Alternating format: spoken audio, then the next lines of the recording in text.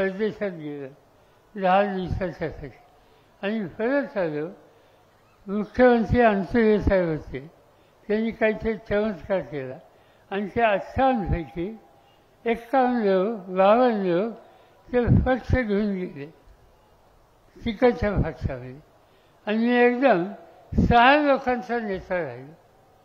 मग ते अडचणीची अवस्था, नेतेपद गेलं, विरोधी पक्ष नेतेपद गेलं, आता काय करणार अशी चर्चा होती. काही केलं नाही.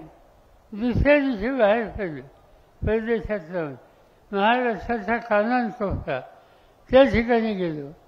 त्या 3 वर्ष अहोरात्र प्रयत्न केले आणि निवडणुकीला जे मला सोडून गेले त्यांच्याविरुद्ध नव्या पिढीचे उमेदवार उभे केले आणि मला अभिमान असतो की भागातल्या जनतेचा त्या 58 लोकांच्या पैकी जे 52 लोक सोडून गेले ते 52च्या 52 निवडणुकीत पडले आणि हा माझा स्वतःचा अनुभव आहे.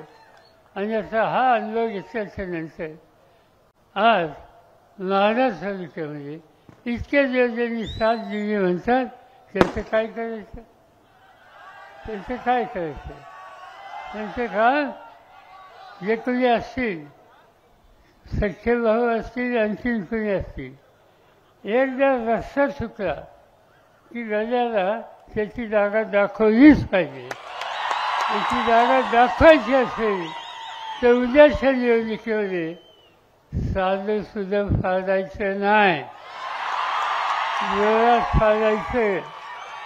पुन्हा संदेश महाराष्ट्रात गेला पाहिजे की महाराष्ट्रात संदेश गेलाच पाहिजे, सगळ्याचा नाश करायचा. आभारी. महाराष्ट्रातील सर्व बातम्यांचे विश्वासार्ह व्यासपीठ. सकाळच्या सर्व सोशल मीडिया प्लॅटफॉर्मला लाईक, फॉलो आणि सबस्क्राईब करा. तसंच सर्व नोटिफिकेशनसाठी बेल आयकॉन प्रेस करायला विसरू नका.